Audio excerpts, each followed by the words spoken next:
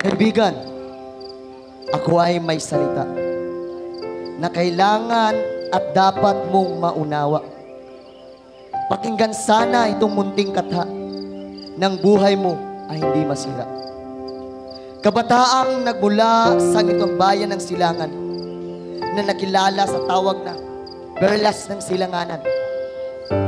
Dito sumibol ang pinagpalang pamayanan. Pilipinas ang sa kanya'y inipanangalan.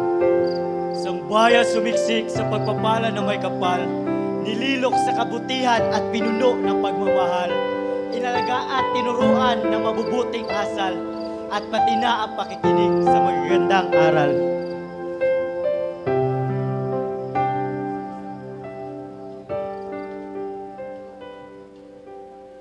Subalit ating tanawin ang sitwasyon ng mundo. Karamihan ay nalulong sa iba't ibang klase ng bisyo. Alak, droga, babae at sigarilyo. Ginagawang kasiyahat, ginagawang laro. At kung ginagawa mo ang lahat sa sarili mong pamamaraan, pera at oras sa kamay mo'y parang hangin lang na dumadaan. Kinukontento ang sarili sa balikong kaligayahan. Kapatid, tama ng paggawa ng kasalanan. Sayang ang lahat ng iyong pinaghihirapan kung ang buhay mo ay hindi sa Diyos nakalaan. Kung ginagawa mo ang lahat sa sarili mong pamamaraan, ang lahat ng iyon ay walang patutunguhan.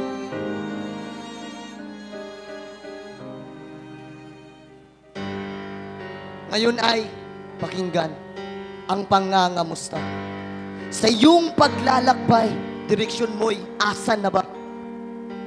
Sa habang buhay ba patungo ang lakad ng iyong mga paa o sa mundo ng kawalan at puno ng pagdurusa?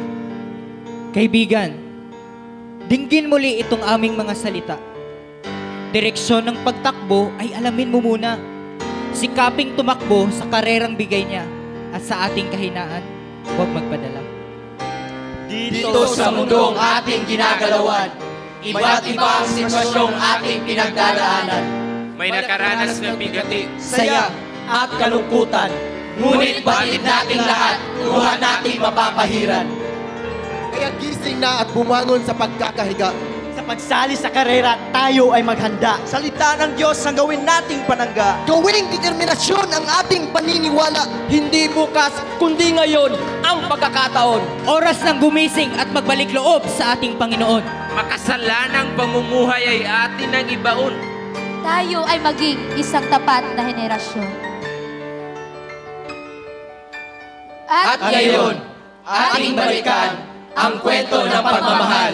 Isang kwentong naganap 2,000 taon na ang nagdaan. Kwentong ipinasa at umabot hanggang sa kasalukuyan. Si Jesus na pinako ng pailigtas ang sangkatauhan.